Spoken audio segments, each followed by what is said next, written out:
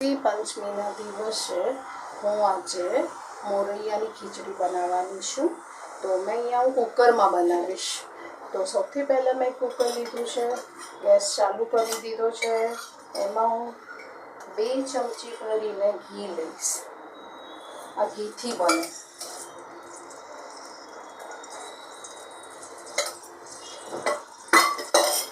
एमां 1 चमची जेटલું જીરું,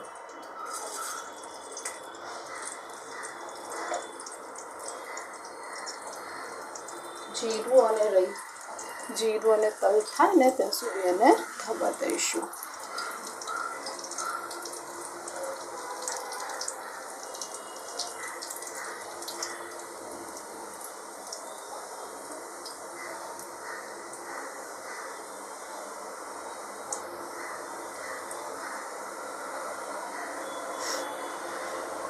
जीरू थई गयुं छे तो अंदर हूँ લીમડો नाखी दईश।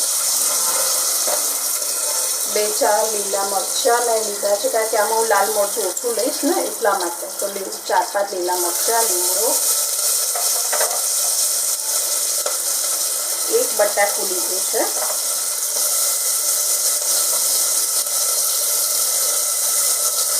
આ બધાને પહેલાં સાંતળી દઈશું।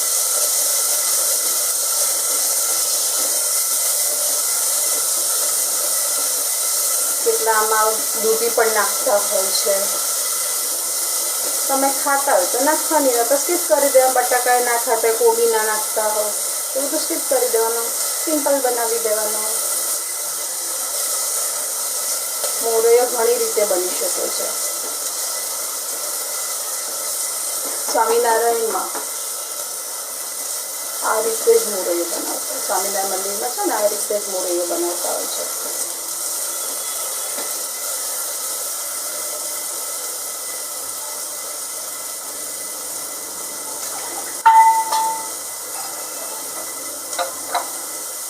आने 2 मिनिट माटे थवा दईशुं। मैं अहींया अर्धी कोबी लीधी छे, एने मैं छीणी काढी दी धोईने, ए पण एड करूं छुं।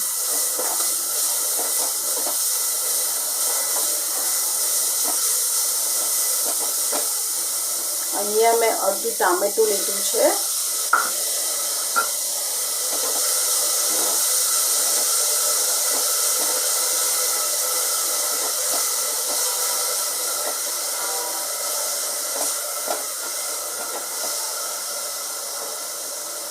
अहींया मैं 1 वाटकी मोरैयाने पलाળી राख्યું। तो एकदम 3 થી 4 વાર ચોખ્ખા પાણીથી અને પલાળી રાખવાનું। એની અંદર ડસ્ટ બહુ જ હોય છે તો એને ધોઈ કાઢવાનું અને પલાળી રાખવાનું। તો કલાક માટે જેટલી વાટકી તમે મોરૈયો લો ને એટલું 3 ગણું પાણી લેવાનું। તો મેં અહીંયા 1 વાટકી લીધું છે મોરૈયો, તો 3 ગણું પાણી લઈશું આપણે।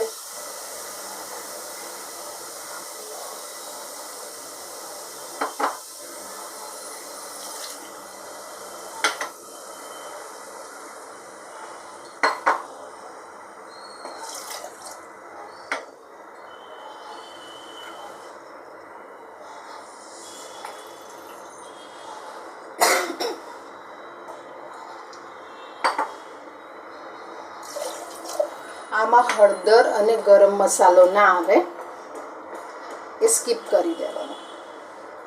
जो तमे सादुं मीठुं खाता होय तो एड करी शको छो। हूँ थोड़ुंक ज कलर माटे लाल मरचुं एड करीश अने आजे हूँ अहींया सिंधव नमक एड करीश। तो अर्धी चमची जेटलुं मैं सिंधव नमक लीधुं छे। आमां हूँ खांड पण एड करीश। जो तमे खांड खाता होय तो एड करी शको छो। अहींया मैं લીંબુનો રસ પણ લીધો છે 1 ચમચી જેટલો। આ બધું હવે મિક્સ કરી દેવાનું।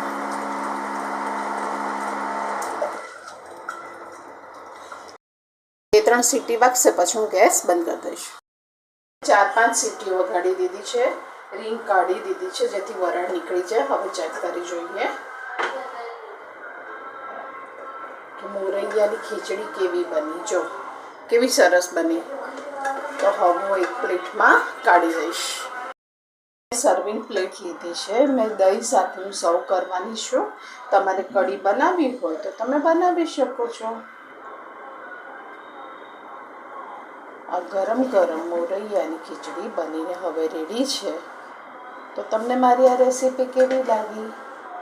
જો સારી લાગી હોય તો લાઈક કરજો, કોમેન્ટ કરજો અને સબસ્ક્રાઈબ કરજો. ઉપર હું ઘીથી ગાર્નિશ કરીશ. તમારે આમાં સિંગ એડ કરવી તો કરી શકો છો. આજે સિંગ ને બધું ના ખવાય એટલા માટે મેં નથી એડ કર્યું. તો તમને મારી રેસીપી કેવી લાગી? જો સારી લાગે તો લાઈક કરજો, કોમેન્ટ કરજો અને સબસ્ક્રાઈબ કરજો. Thank you for watching.